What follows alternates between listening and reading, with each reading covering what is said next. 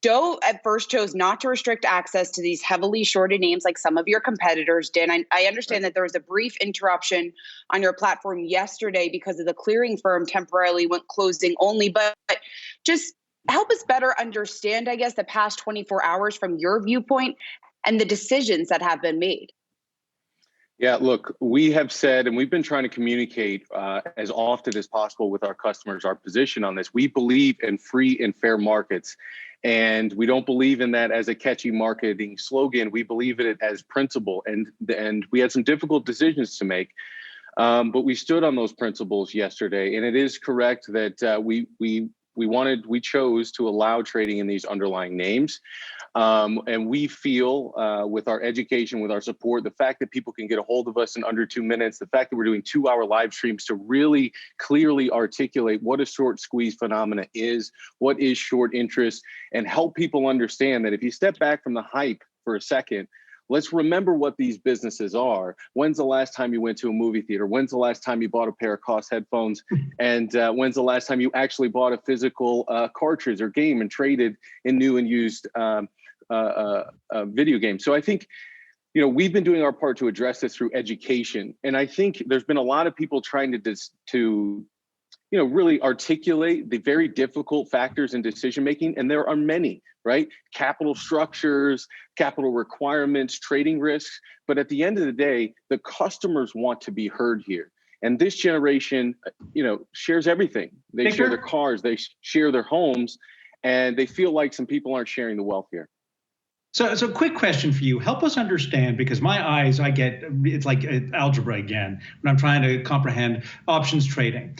At one point, the short squeeze comes to an end because those who borrowed have replaced the stocks. Short interest dies off as those who are, entering into put contracts are not going to be so eager to go there. And the call options are going to have to expire because at some point you won't need to replace the shares you borrowed. Can't you measure when that's going to hit and that this phenomenon with GameStop comes to an end?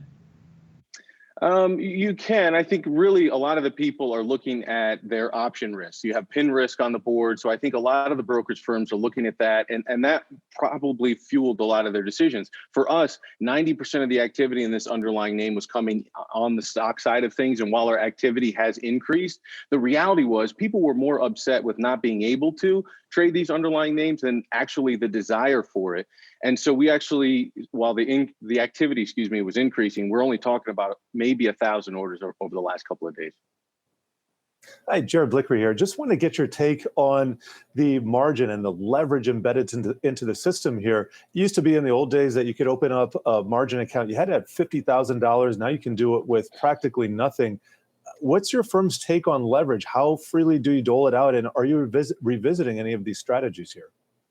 Well, here's the way that we approach this topic, which is you can utilize options for speculation. You certainly can. You can also utilize them for risk mitigation strategies. I mean, how many people come on this program and they talk about stretch valuations here at these particular levels?